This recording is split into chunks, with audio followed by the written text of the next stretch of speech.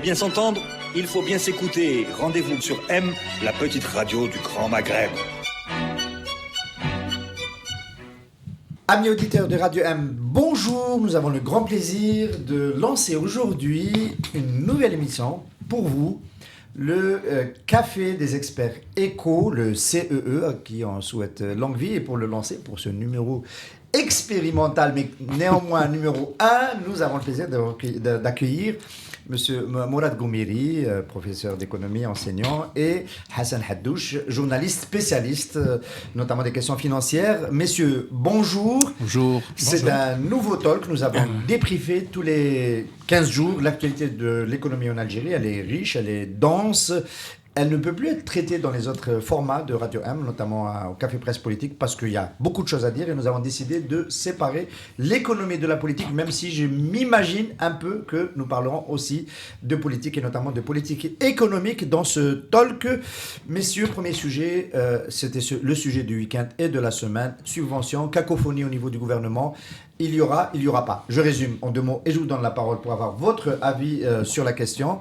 Il y a, on le sait, au niveau du ministère des Finances, une cellule qui a travaillé pendant 1 année pour essayer de voir comment réformer le système de subvention algérienne. On rappelle 26% du PIB, jugé extrêmement élevé, sur toute une catégorie de produits. Ça a commencé pour l'essence. Il y a eu la ligne lait et la ligne pain sur lesquelles les propositions ont avancé.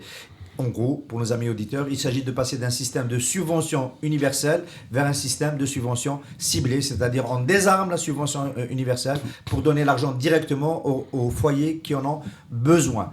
Cette réforme a atterri au niveau du ministère, du Premier ministère. Elle a été finalisée par le ministre Alaoua. Et puis, des ministres en ont parlé, ont annoncé qu'elle était en train d'arriver.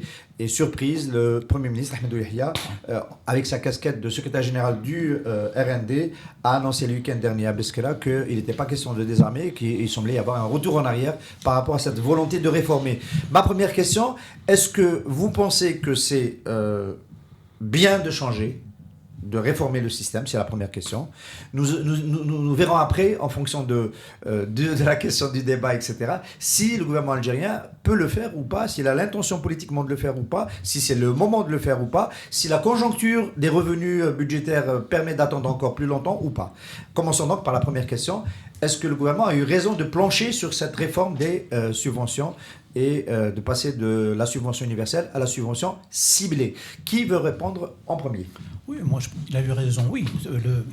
Le problème des subventions, c'est probablement aujourd'hui le problème numéro 1 de l'économie algérienne. C'est le problème numéro 1 de l'économie algérienne, c'est pas pour une question de doctrine. C'est pour une question, en fait, de taille du problème économique. C'est la taille des ressources qui sont en cause. On sait aujourd'hui que le système de subvention commence à être à peu près connu en Algérie, bien que l'une des particularités de notre système de subvention, c'est son manque de transparence. Je veux dire, dans les pays voisins, il y a des caisses de compensation, on sait très bien qui finance quoi et comment et pour combien, etc. Depuis 3 ans, aujourd'hui, c'est visible. C'est un petit peu mieux, mais il n'y a pas de caisse de compensation. Donc on ne sait pas. Ça passe par des circuits. Bon. On sait à peu près, on connaît bien le circuit de subvention du lait et du pain parce que c'est budgétisé, on sait par quel organisme ça passe, mais en fait le gros des subventions, c'est pas ça.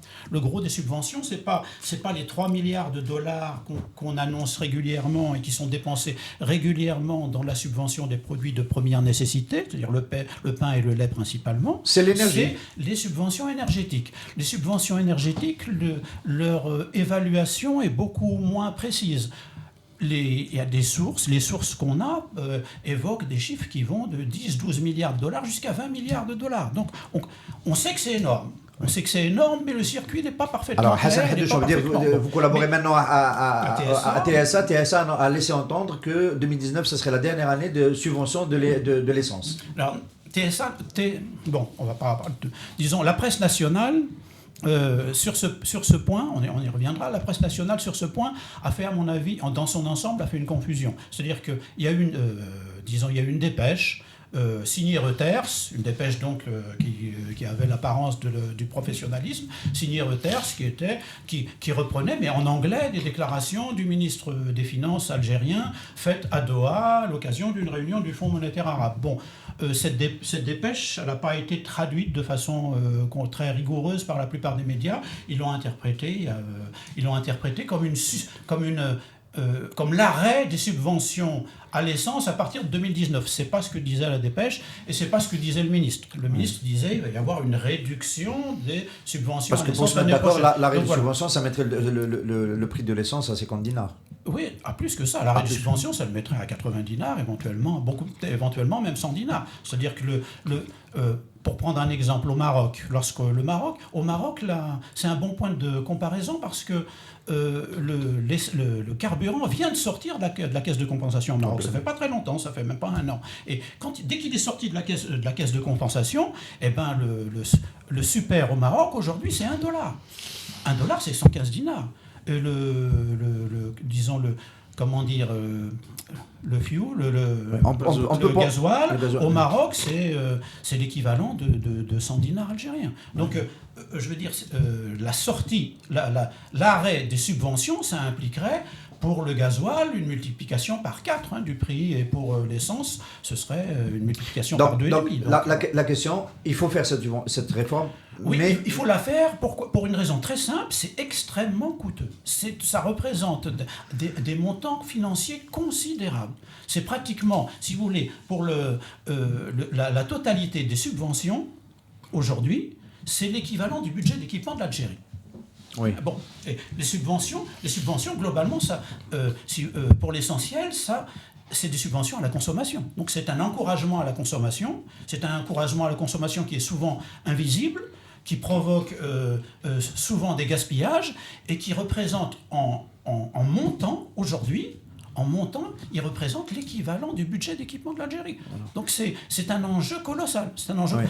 Alors sur cette question-là, je vais citer juste M. Thomas qui était mon invité il y a 3 jours. Il disait tant qu'il y a de l'argent, laissez les Algériens consommer. Pourquoi vous voulez les en empêcher? Vous diriez ça, Mourad Goumieri? Non, c'est curieux. On peut reporter cette réforme de la subvention. C'est curieux de la part d'un économiste qui a été mon prof. Il m'a enseigné dans les années 70 l'économie du socialisme. Bon, il a changé visiblement de... Non, je voudrais peut-être revenir à ce que disait Haddouch d'une manière un peu plus profonde, parce que c'est très important. La subvention, d'une manière générale, a 4 tares fondamentales. 4. La première, c'est qu'elle ne fait pas de distinguo entre le riche et le pauvre. Quand vous allez acheter un pain, on ne vous demande pas votre fiche de paye. Vous avez acheté un pain, vous avez... Le résultat de cette situation, c'est que vous n'avez pas ciblé les populations qui nécessiteraient cette... Deuxièmement, la subvention a pour impact ou des habitudes de consommation de gaspillage, c'est un peu ce que vient de dire Haddouch, et je reprends l'exemple du pain. On le voit très bien dans nos ordures. C'est clair qu'à 1 dinar le pain, on le jette, 30% est jeté. Et quand on sait que ce pain provient des céréales, et quand on sait si les céréales proviennent du paysan américain ou français, bon, là, il y a des choses à se dire. Troisième élément, c'est que les habitudes de consommation, avec la subvention, changent. Vous avez, si vous prenez le schéma de consommation des ménages algériens, et par gros postes, les céréales, les viandes rouges, blanches, etc. Les laitages. Les laitages, enfin tout. Il y a des schémas que fait l'ONS, ils sont assez intéressants à regarder, à analyser. Eh bien, la subvention fausse ces schémas. On a une propension, on en dirait en économie, à aller vers tel produit de consommation plus. Enfin, et ça c'est à mon avis l'élément le plus important. La quatrième tare. Voilà, c'est que le différentiel de prix relatif aux frontières crée le trafic. Il crée le trafic, c'est ça. Nous avons créé à nos frontières une économie parallèle. Alors hier c'était un peu le Maroc, mais aujourd'hui c'est le Mali, c'est le Niger, c'est la Mauritanie, c'est tous les pays autour de nous. Prenez le CNIS, les statistiques par consommation d'un certain nombre de produits. Le sucre, l'huile, les pâtes alimentaires, etc. et divisez-le par le nombre d'habitants et vous allez voir le ratio. Or, on sait très bien que ces produits-là ne sont pas consommés par les Algériens. À cette échelle-là. Ils vont aux frontières. Et ça crée d'ailleurs le problème de la frontière terrestre avec les Marocains. Alors, ce qui confirme ce que vous dites, professeur Gouméli, c'est que lorsqu'on a, suite à l'attaque de Tigentourine en 2013, renforcé le contrôle des frontières, il y a eu une baisse des ventes, une mévente de beaucoup de produits, aussi dans l'électroménager, mais la boisson, les laits, etc. Et les industriels ont fini par comprendre qu'en fait, une partie de leur production partait à l'étranger. Mais ils l'encouragent. C'est les industriels algériens qui encouragent. Il y a une partie de leur production. Ils ne peuvent pas exporter cette production légalement. Pourquoi ils l'encouragent? Ils vendent à des grossistes et les grossistes, ils ne savent pas qu'ils revendent. Non, si. Normalement, vous avez le devoir d'avoir un fichier client. N'est-ce pas? Donc, si jamais vous exportez ces produits-là qui sont subventionnés, l'État va vous demander de rembourser la subvention. Si elle passe à travers les circuits informels, là... Non, ça passe par les circuits informels. Alors c'est clair. Moi, j'ai des amis qui vont actuellement en Tunisie, etc. On trouve le couscous algérien, les pâtes alimentaires algériennes. Ce n'était pas le cas il n'y a pas longtemps. Le Mali et le Niger, ça, c'est fréquent. Donc, tous ces produits subventionnés, à coût de milliards de dollars, comme vient de le... y compris l'essence, y compris le mazout. Hein, regardez la consommation par wilaya de mazout. Regardez les statistiques de Naftal. Par wilaya, vous allez voir que la wilaya de Tlemcen, de Blabès, de Tébessa, etc., toutes les wilayas de frontières, ont des consommations incroyablement importantes. Pire que ça, à partir de 9h30, 10h, vous ne trouvez pas une goutte d'essence dans les pompes d'essence. Alors ma question, c'est pourquoi le gouvernement a quand même engagé le démantèlement de la subvention non explicite des carburants depuis 3 ans. Il y a eu une première augmentation en 2016 et une deuxième en 2018. Et pourquoi est-il aussi réticent à le faire pour un poste qui n'est pas aussi important, le lait et le pain, et dans le cas du pain, qui est extrêmement gaspilleur? Est-ce que c'est le symbole politique? Est-ce que... Voilà. Pourquoi ça devient plus difficile alors que finalement, on l'a engagé pour les carburants? Je rappelle que beaucoup de personnes sont venues sur ce plateau pour dire on ne peut pas le faire, ça va provoquer des émeutes. En fait, on est en train de le faire dans le cas des énergies. Bon, moi, je veux dire 2 choses là-dessus. Bon, premièrement, il est absolument indispensable d'aller vers cette réforme parce qu'elle coûte extrêmement cher. Je veux dire, c'est l'usage qu'on fait de la rente pétrolière. Hein. Quand on parle de 20 milliards de dollars, ça veut dire qu'est-ce qu'on fait avec la rente pétrolière? Est-ce que la rente pétrolière, on l'envoie dans les pots d'échappement des voitures? Parce que là, ça part dans les pots d'échappement, ça part en fumée dans les pots d'échappement des voitures. Hein. Il faut comprendre. Je veux dire, cette réforme des subventions, elle est très impopulaire. L'augmentation des prix des carburants, elle est très impopulaire. C'est très bien. Je le sais. Elle est en particulier très impopulaire auprès des professionnels. Non, plus largement que ça. C'est-à-dire auprès des classes moyennes algériennes, qui sont en fait les lecteurs des journaux. C'est eux qui sont dans les médias, c'est eux qui interviennent sur les réseaux sociaux, c'est les couches moyennes. Hein. Cette réforme est très impopulaire, mais je veux dire, elle est indispensable. Il faut qu'on arrive à voir plus loin que le coût de notre plein d'essence. Il faut qu'on comprenne que ça, encore une fois, c'est la rente pétrolière qui part dans les pots d'échappement des voitures, là, en grande partie. Donc, il s'agit de savoir si on utilise la rente pétrolière, on la fait partir en fumée dans le pot d'échappement des voitures, ou si on l'utilise pour, disons, faire des investissements productifs et construire des infrastructures économiques. Oui. Maintenant, poser un deuxième problème, là. Il y a un deuxième problème que vous avez posé, c'est pourquoi on a commencé pour l'énergie et pourquoi on ne fait rien pour le pain et le lait. Bon. Ça a l'air d'être plus difficile. Ça a l'air bon. Premièrement, il faut quand même préciser qu'en ce qui concerne l'énergie, disons, on en parle depuis longtemps, et la stratégie qu'ont adoptée les pouvoirs publics algériens, c'est quand même, moi, ce que j'appellerais la stratégie de l'escargot. Hein. Il faut quand même, je veux dire, si on compare à ce que font la quasi-totalité des pays du monde, on est très très loin. Il faut quand même rappeler que... L'Iran, l'Arabie Saoudite. Mais je veux dire les pays voisins. Hein, non, pour rester avec des pays pétroliers. L'Égypte, l'Égypte est un peu le Nigeria. Pétrolier aussi, le Nigeria. Bon, je veux dire la Tunisie, le Maroc. Bon, c'est pas des pays pétroliers, mais enfin bon, mais il y a un pays pétrolier comme la Norvège qui est encore plus pétrolier, plus gazier que nous. Et en Norvège, le carburant il coûte 3 € le litre. Hein. Bon, je veux dire voilà, on peut on a commencé tout doucement. On est essentiellement, nous, dans les effets d'annonce pour l'instant. On va le faire. On cherche même à se faire peur. Avec l'annonce qui a été faite, à laquelle tu faisais allusion tout à l'heure, c'est-à-dire à partir de l'année prochaine, on va supprimer tout. En fait, le gouvernement algérien, la réalité, c'est que le gouvernement algérien va tout doucement. C'est-à-dire qu'il augmente de 2 dinars par an le prix du gasoil. On nous a annoncé, là, au moment du débat sur la loi de finances 2018, on nous a annoncé que le gasoil, c'est 75% de la consommation d'essence en Algérie, de la consommation de carburant en Algérie. Donc, si c'est 75%, on augmente de 2 dinars par an, il faudra 40 ans pour arriver au coût de production à ce rythme-là. Oui. Et on est toujours à 2 dinars. Oui. Donc, il faut quand même donc on ne peut pas dire que ça avance sur les carburants. On ne peut pas dire que ça avance, même sur les subventions énergétiques, d'une façon générale, ça avance pas du tout. Parce que, en fait... Alors, il faut ajouter dans les subventions énergétiques, peut-être que pour la compréhension, il faut ajouter, parce que tout n'est pas dans le carburant, il y a aussi l'électricité. Il y a beaucoup d'électricité. Et il y a une problématique aussi des ressources en eau. Oui, je ne partage pas totalement moi, je vois le carburant comme un vecteur de transport, d'abord et avant tout. Donc, quand on dit on brûle dans les voitures, on a des moteurs explosion, c'est tout. Donc, il faut voir l'aspect transport. On a privilégié dans notre pays le transport individuel par rapport au transport collectif. Le résultat, c'est que le parc a explosé, avec les conséquences sur la consommation.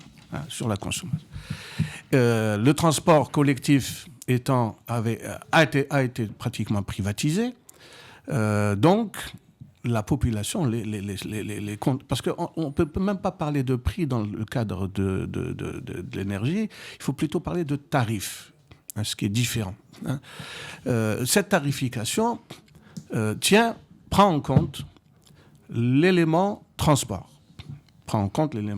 Dans le cadre, et tous les vecteurs du transport, que ce soit l'avion, que ce soit la voiture, que ce soit le bateau, etc. Et donc ça, c'est un élément très important. Si on reformulait, Mourad Goumiri, vous diriez que le choix de subventionner à ce niveau-là les carburants, c'est une réponse, une solution à la question de la mobilité que l'État a trouvée, qui est plutôt confortable, mais qui finalement coûte beaucoup au budget. C'est une solution de facilité. À la question de la mobilité. Résoudre le problème de la mobilité parce qu'on n'a pas apporté des solutions collectives.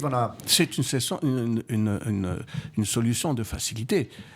Qu'il faille augmenter les tarifs, revoir les tarifs. Parce qu'encore une fois, si je prends l'électricité, Sonelgaz, plus elle produit, plus elle perd d'argent. C'est quand même incroyable. Il y a 2 centrales qui vont, celle que construit Diwo à Bourg-Bnaïn, Cap Jennat, et une autre, quand elles vont rentrer en production, elle va augmenter le déficit de Sonelgaz. C'est quand même extraordinaire.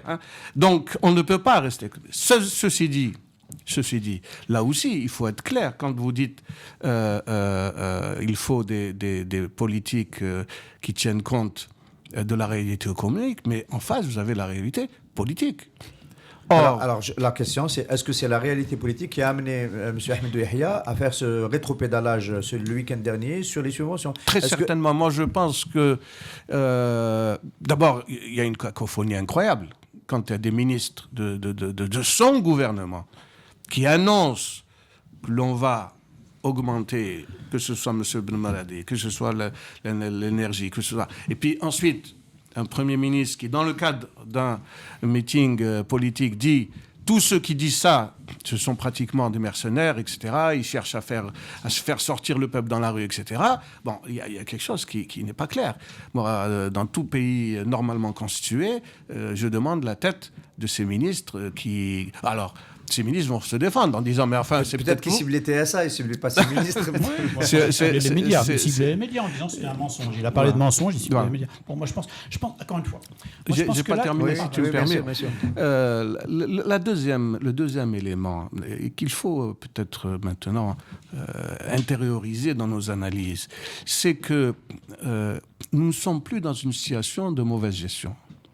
Nous sommes dans une situation de non-gestion. C'est-à-dire que si depuis 20 ans, on avait laissé glisser les prix relatifs pour essayer que ces prix relatifs fassent leur travail de rabot dans les habitudes de consommation. Alors, pour rester des dans les ménages. éléments de langage de cette discussion, on aurait pu faire la stratégie de l'escargot sur 20 ans. Sur 20 ans. Aujourd'hui, si vous allez augmenter pour rattraper de 50-60%, c'est pas possible.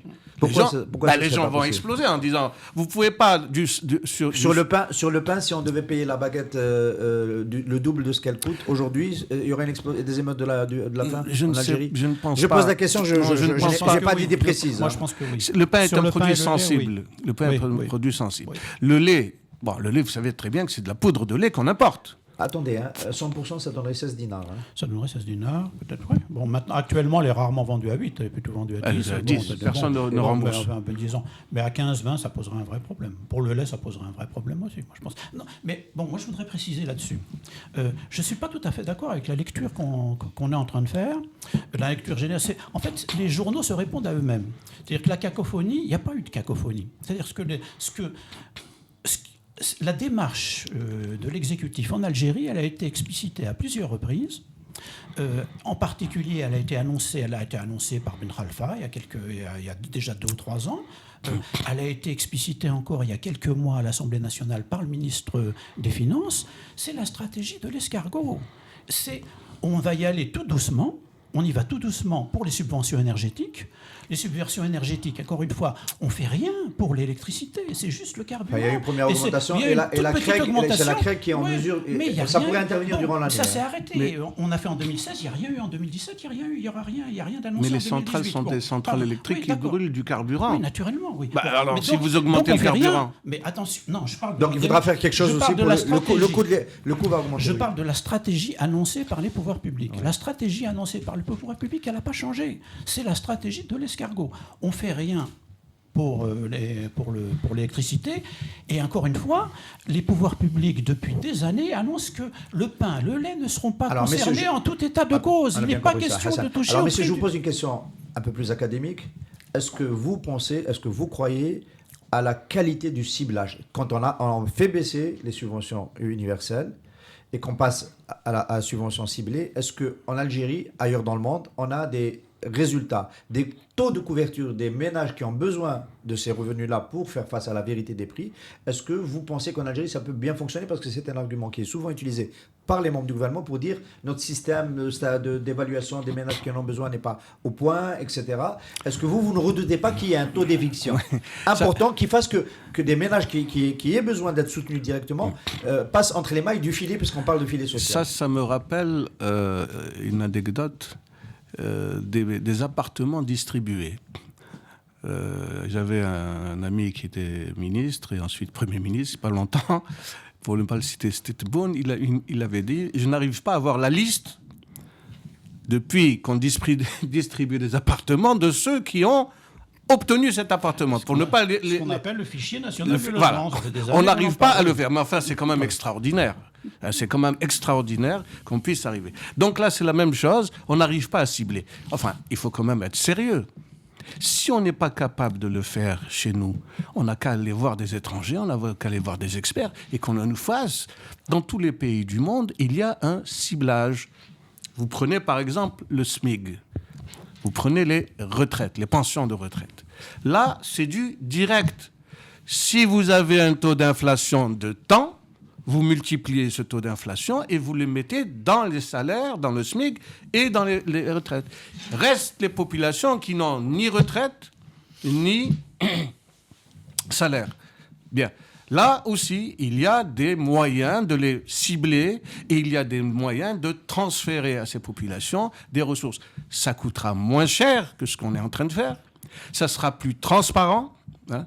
Et bien entendu, est-ce que c'est si sûr que ça? Il y a des études qui montrent qu'il y a des taux d'éviction qui peuvent être importants. On rate les ménages qui en ont besoin, parfois jusqu'à 40% dans certains pays, et par exemple le Brésil. Et il y a ce risque de créer une administration qui, elle, va être coûteuse. C'est l'administration qui va décider de qui a droit et comment il va toucher, etc. Il existe aussi, on a parlé des tares de la subvention universelle. La subvention ciblée a aussi cet art, je viens de les citer. Vous avez le ministère des Affaires sociales qui normalement est en charge de ce genre de... D'ailleurs, quand il fait ses actions, le coup fin du ramadan, etc., tout le monde sait très bien que c'est un immense gaspillage et surtout, c'est un immense trafic. Hein, et que ces fameux couffins ne vont pas toujours là où il faut. Le donc on retombe dans ce... Donc, mais les techniques existent. Les techniques existent. Il faut aller les chercher là où elles existent et où elles ont prouvé leur efficacité. Oui. Alors, moi, j'ai un point de vue là-dessus qui n'est pas celui de tout le monde. Qui n'est pas celui qui est généralement affiché par les économistes. Moi, je pense qu'en Algérie, c'est Benachtou qui a utilisé cette expression. Il dit en Algérie... Le professeur Abdelatif Benachnou, parce qu'il y a aussi Mourad Benachnou. Il dit en Algérie, les riches se cachent derrière les pauvres. Moi, je pense qu'on n'a pas besoin... La stratégie affichée par les pouvoirs publics est une stratégie, en gros, qui est une stratégie dilatoire. Bon, il y a des élections en 2019, en avril 2019, tout est reporté après 2019. C'est pour ça qu'on nous dit, disons, on ne dit pas il y a des élections, on nous dit on va mettre en place un fichier national, etc., sophistiqué, qui demande beaucoup d'études, beaucoup de travail, etc., et donc on ne pourra rien faire avant 2020. C'est ce qu'on n'a pas mis en place en 2019. Alors, attention, en 2020, on va pas faire on va pas mettre en place d'un seul coup un système de filet social perfectionné, sophistiqué, etc. Non. En 2020, on va commencer à faire des opérations pilotes dans certaines wilayas, touchant certaines couches sociales et certains produits. Donc ça va se faire tout doucement. C'est, encore une fois, c'est ce que j'appelle moi la stratégie de l'escargot. Ça va tout doucement, donc il n'y a rien du tout. Je veux dire, ça c'est la stratégie officielle du gouvernement. Elle est annoncée, explicitée officiellement. Le reste, c'est des effets d'annonce ou c'est des confusions. Hein, c'est l'histoire. Attention, 2019... Alors, pour finir avec ce sujet... parce qu'on a bien vu qu'il y avait ce risque aussi de se tromper dans le ciblage et peut-être d'avoir du mal à le mettre en place. Il y a le think tank Nebni qui va publier sous peu incessamment, comme on dit, des papiers dans lesquels il y a aussi la proposition d'aller vers le revenu universel. C'est une proposition qui a émergé dans le débat de la présidentielle française. Elle a été portée par le candidat socialiste Hamon.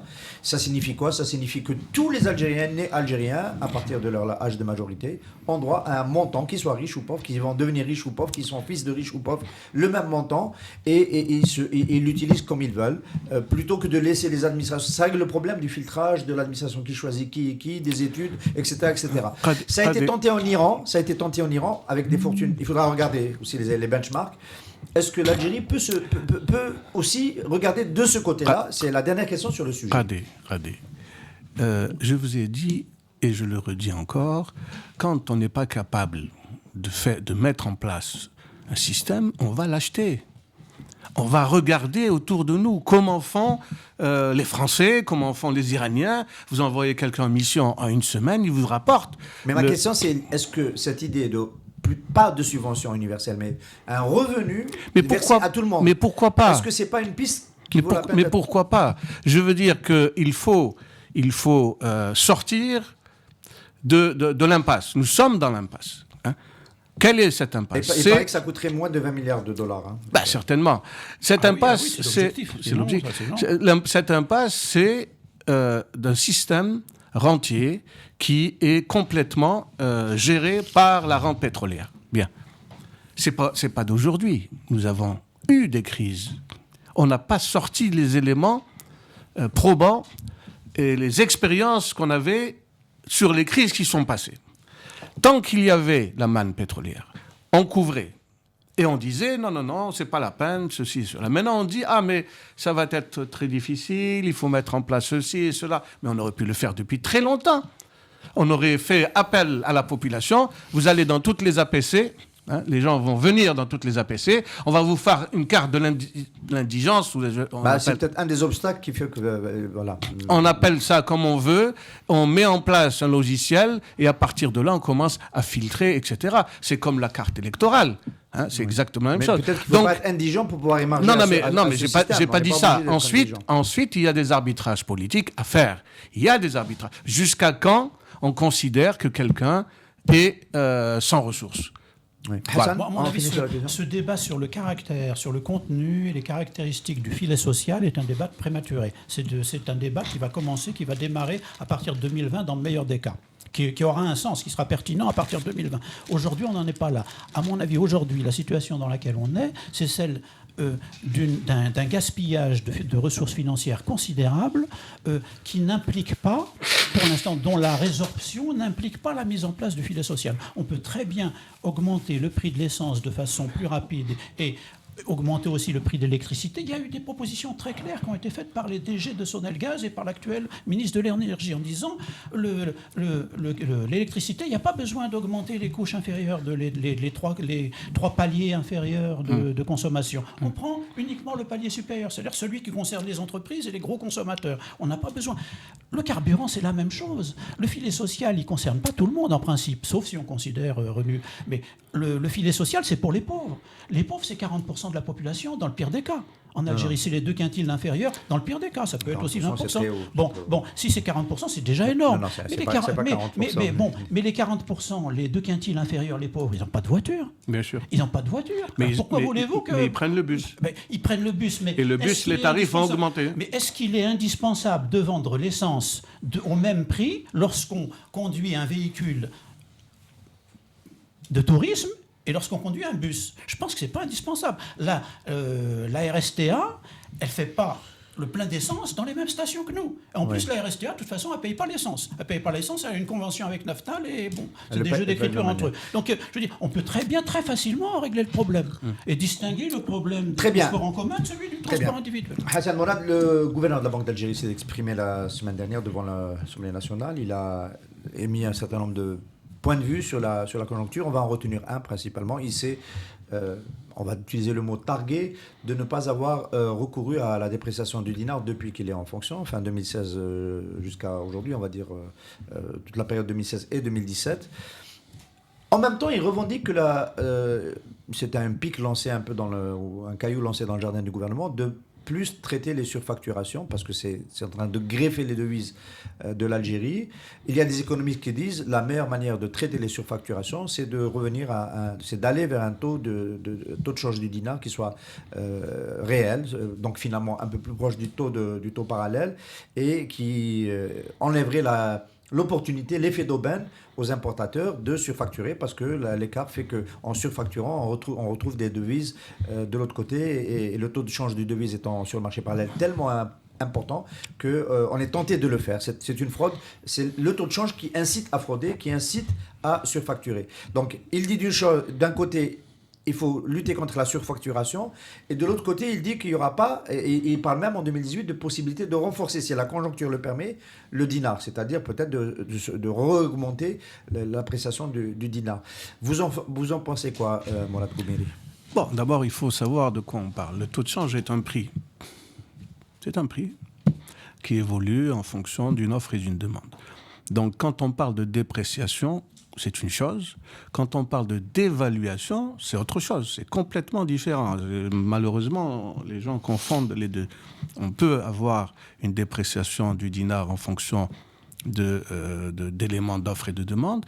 La dévaluation, c'est un acte formel qu'on fait auprès du Fonds monétaire international dont nous sommes membres depuis 1963, en disant la définition or du dinar qui était à 180 mg d'or fin de 1963, on va passer à moins. Donc ce sont deux choses différentes.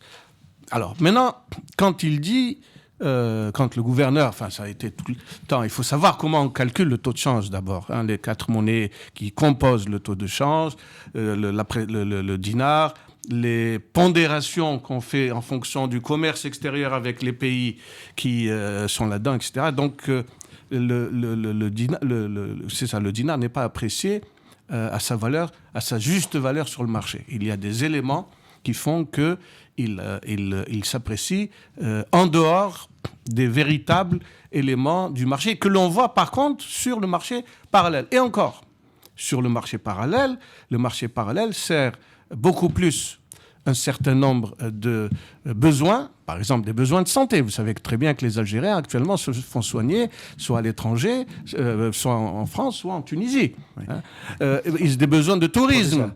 Est-ce qu'on peut en même temps pourchasser les surfacturations et vouloir d'un dinar plus fort? Est-ce que c'est compatible? La surfacturation... Ou est-ce que ceux qui disent que pour pourchasser les surfacturations qui sont un problème dans les importations, on estime à 15-20% la majoration des importations à cause des surfacturations. Est-ce que les économistes qui disent la solution radicale, c'est de laisser se déprécier le dinar parce qu'il est encore surévalué, ça aussi c'est un débat, est-ce que c'est soutenable quand Loukal dit ça? Est-ce qu'il n'est pas dans une contradiction complète? Voilà. Non, il n'est pas dans une contradiction, mais est-ce que c'est dans sa main? Ce n'est pas dans sa main. C'est pas lui qui décide. C'est pas lui qui décide. Le problème du dinar est un problème d'ordre politique. C'est pas un simple problème financier. Sinon, on serait parti à la convertibilité totale. Voilà une solution. En fait, qu'est-ce qui se passe? Le dinar est surévalué. Donc, qu'est-ce qu'on va faire? On va le laisser se déprécier. C'est ce qui se passe si on regarde. Non, ça s'est arrêté. Enfin, ça s'est arrêté pour l'instant. Ça s'est arrêté depuis un moment. D'ailleurs, pour l'instant. C'est depuis le mois de mai 2016. 16. Voilà. En fait, on a Mohamed Loukal, l'ancien gouverneur de la Banque d'Algérie, qui a ajusté, après le choc pétrolier, la première prise en charge, elle n'a pas été budgétaire, elle a été monétaire. Et puis, depuis juin 2016, à l'arrivée de Loukal, d'ailleurs, on se demande pourquoi Loukal... Je veux juste ajouter que ce n'est pas en allant vers les crédits non conventionnels, c'est-à-dire en injectant des signes monétaires qu'on va atténuer la crise. Au contraire, plus il y aura de signes monétaires sans contrepartie réelle, plus le dinar va dégringoler. Ça, c'est une équation dont personne ne peut échapper. Alors maintenant, les solutions, il y en a, on en discutera. Voilà. Bon. Il faut essayer de placer disons, le problème dans son contexte. Le contexte, c'est celui, depuis 2014, d'une crise financière aiguë en Algérie. Une crise financière aiguë, ça veut dire qu'on est en ce moment un pays qui dépense considérablement plus qu'il ne produit. C'est-à-dire on est arrivé maintenant c'est visible dans les déficits des comptes extérieurs. On était en 2015 à 17 milliards de dollars de déficit de la balance commerciale, et après on a fait 35 milliards de dollars de déficit de la balance des paiements. 35 milliards de dollars, en comptant les 5 milliards que nous a coûté Jay-Z. On avait 30 milliards normaux, plus 5 milliards pour Jay-Z. Ça fait 35 milliards de dollars et 35 milliards de réserves de change qui sont évaporées, évidemment pas. En 2016, on a fait encore près de 30 milliards de dollars, en fait, de vrais déficits de la balance des paiements. Bon. Cette année, M. Loukal vient de nous donner les chiffres, mais on est encore en vrai, on est à 23 milliards de dollars. Bon, en réserve de change, ça a fait un petit peu moins parce qu'il y a des histoires de monnaie compliquées, mais on a fait quand même... C'est des chiffres considérables. Ça veut dire qu'on consomme 23, 30, 35 milliards de plus que ce qu'on produit. Donc, bon, on ne peut pas continuer comme ça. Alors, la solution, c'est quoi? La solution, c'est...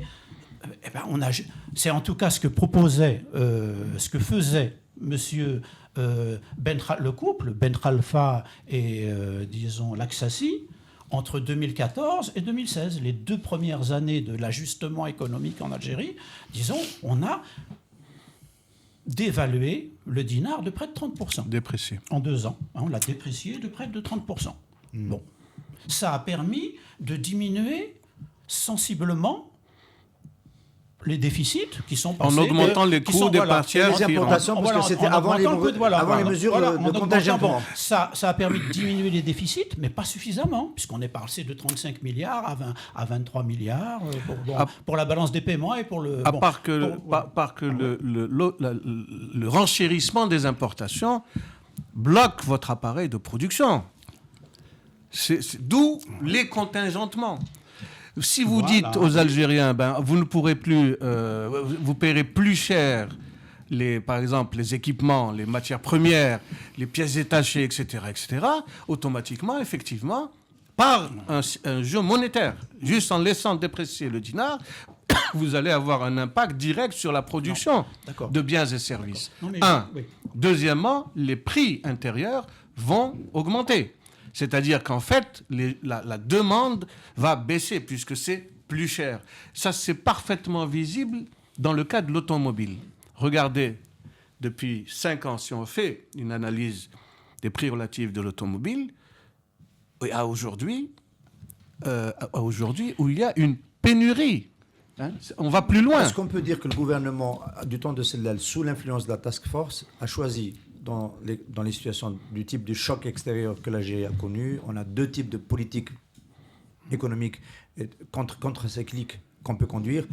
On privilégie la lutte contre le chômage ou on privilégie la lutte, on laisse filer l'inflation. Bon, c'est plutôt l'inflation qui a été choisie comme variable d'ajustement. C'est un choix qui peut se comprendre parce que on peut considérer qu'il y a encore des possibilités d'investir et tout ça dans un contexte un peu plus inflationniste. Est-ce que la politique, pour revenir à la déclaration du gouverneur de la Banque d'Algérie, de M. Loukal, de vouloir renforcer le dinar tout en pourchassant les surfacturations, est-ce qu'on n'est pas quand même dans quelque chose qui n'est pas cohérent, c'était ma question, qui fait qu'on risque d'avoir les deux en même temps. Ce qui s'est passé, encore une fois, il faut expliquer. Les 2 premières années, on a essayé de faire les 2 premières années après la crise. Les 2 premières années, on a essayé de faire ajustement par la dévaluation du dinar. Ça n'a pas suffi. Au mois de mai 2016, le couple qui faisait qui appliquait ce genre de politique a été limogé brutalement.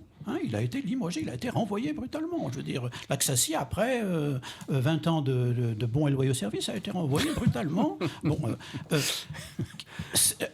La décision a été prise de toute évidence au plus haut niveau de l'État. Elle a été prise par le président de la République, c'est clair et net. Depuis, l'idée, c'est terminé, la dévaluation du dinar, c'est terminé. Il n'est plus question d'utiliser le dinar, la monnaie nationale, l'emblème, comme variable d'ajustement. Comme variable d'ajustement. Faites autre chose, mais touchez plus au dinar. Faire autre chose, c'est exactement ce que disait Goumiri il y a un instant. Faire autre chose, ça veut dire quoi? À partir du moment où les déficits sont encore considérables, c'est essayer de mettre en place des contrôles administratifs, d'où les licences d'importation, les subventions. Mais le problème, c'est que les licences d'importation, les suspensions d'importation, on ne peut pas, pour l'instant, en tout cas, on peut pas les appliquer, disons, aux biens d'équipement et aux demi-produits. On les applique donc uniquement à des listes on les applique pour des listes de produits finis, etc. Problème de ces mesures-là, à bloquer l'appareil de production. Sauf à bloquer. Mais ça, l'impact en termes économiques est insuffisant. C'est-à-dire que ça va être 1-2 milliards de dollars maximum. C'est la raison pour laquelle les importations ne diminuent plus. Depuis 2016, les importations ne diminuent plus. L'année dernière, elles n'ont pas diminué. Cette année, elles ne vont pas diminuer sensiblement. Il y a une rigidité. Donc il y a une impasse. Une rigidité. Il n'y a pas de flexibilité dans les instruments économiques qu'on est en train de mettre en œuvre. Ou alors, leur impact est pas significatif. Il n'est pas significatif. Pourquoi? Parce qu'on revient à la question de départ. On n'a pas appliqué les réformes structurelles. Alors, messieurs, vous étiez tout à l'heure très clair, très engagé sur la réforme du système de subvention universelle. Vous disiez, on ne peut pas rester sur ce système-là. Il est trop coûteux, trop gaspilleur. Il faut le réformer. Je vous repose la question. Est-ce que le dinar, la parité du dinar actuel, est-ce qu'on doit la maintenir ou est-ce qu'on doit laisser filer, s'ajuster le dinar à sa valeur de marché, le laisser se déprécier? De toute évidence, la stabilisation du dinar, le dinar fort, disons, dans une économie faible, c'est une contradiction dans les termes. On ne peut pas avoir une monnaie forte avec une économie faible. Une monnaie forte, c'est le résultat d'une économie forte, diversifiée, dynamique, etc. Qui dégage des excédents. Voilà, qui dégage des excédents. On n'a pas cette économie-là, on ne peut pas avoir une monnaie forte, c'est pas possible. Je veux dire, cette idée, elle est très populaire dans le public, l'idée d'un dinar qui serait une monnaie forte et qui serait affichée comme une monnaie forte. Mais ça ne fonctionne pas en termes économiques, c'est impossible, ça. Il y a aussi un élément fondamental qui est sous-jacent, c'est que plus le dinar est dévalué, plus les revenus sortis des hydrocarbures et du dollar, puisque c'est la monnaie de référence, augmentent.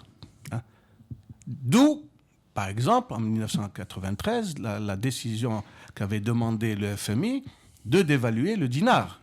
Par un simple jeu d'écriture, vous passez à une fiscalité pétrolière beaucoup plus importante. Beaucoup plus importante, sans rien faire, ni augmenter la production, ni augmenter la productivité. C'est par un simple jeu d'écriture. Mais en l'occurrence, ce n'est pas ça qui est recherché aujourd'hui. Ce qui est recherché, c'est de contenir les importations, puisque le contingentement ne suffit plus. Non, mais c'est quelque chose qui n'est peut-être pas recherché, en tous les cas, qui n'est pas dit officiellement, mais c'est le cas. Vous savez, qu'est-ce qu'a répondu le gouverneur quand on a dit l'allocation de devises pour les Algériens? Elle est ridiculement basse aujourd'hui avec la dépréciation, elle est à peine à 100 euros. 100 euros, c'est indécent. Laisser sortir un Algérien avec 100 euros, c'est strictement indécent. Je n'arrive pas à comprendre. Sachant que tout le monde a, dans les marchés parallèles, dans les marchés noirs, pour essayer d'acheter avec les contrôles, avec tout un bric-à-brac avec les banques pour avoir les documents, etc. C'est encourager tout cela que de le faire. Et quand on voit des pays beaucoup plus pauvres que nous, la Tunisie à côté, le Maroc de l'autre côté, et qui ont, eux, une allocation qui frise les 2 000 ou 3 000 euros, la question se pose. Alors il dit, bien entendu, compte tenu du nombre de passeports, compte tenu du nombre de demandes... passeports. Voilà, ça fait 10 millions par 1 000 euros, ça fait 1 milliard, j'ai pas 1 milliard pour le mettre. Non, ça fait 10 milliards. 10 milliards, pardon. 10 milliards de dollars. Ça fait pas... Mais qui a 10 000 euros, on n'est pas obligé d'aller à 1 000 euros. Oui, non, mais... C'est M. Ben Khalfa qui avait parlé de 1 000 dollars. Oui, mais Ben Khalfa n'est pas une référence. Depuis tout à l'heure, tu en parles. Pour moi, ce n'est pas une référence. Enfin, il a été ministre. Oui, alors là... c'est le seul qui a parlé d'augmenter l'allocation touristique. Il a dit chez nous à Radio M, avant d'être ministre, à la place que nous occupons, il a proposé de l'apporter à 1 000 dollars. Donc, au-delà de ce que raconte ce monsieur, les éléments sont là. Les éléments sont là. Ça veut dire quoi? Ça veut dire qu'il y a une manne de devises que vous devez allouer d'une manière le plus rationnelle possible entre les différents besoins. Et qu'est-ce que vous faites? Vous laissez glisser le dinar et laisser les citoyens aller se ravitailler sur les marchés parallèles. Voilà ce que vous faites. Oui. Alors, vous avez entendu le bijoutier algérien qui a été opéré en Turquie, à Istanbul, parce qu'il avait 150 000 euros dans son anus. Oui. Voilà. On en a sûrement entendu parler parce que c'est nous qui l'avons sorti en premier. Alors, ça c'est quelque chose. Si ça ne révolte pas, n'est-ce pas, les décideurs. C'est du journalisme d'investigation, ça. Absolument, on peut le dire comme ça. On peut le dire comme ça. Chers amis, donc on n'aura pas le temps de traiter des privatisations, on le fera la semaine prochaine. Les propos de Tamar ou d'un autre, c'est un sujet qui va rester, qui est extrêmement récurrent. Les deux thèmes qu'on a abordés ont fait la totalité de l'émission. Merci beaucoup d'avoir participé à ce premier numéro du Café des experts de l'Écho et à dans 15 jours. Merci. Merci, au revoir.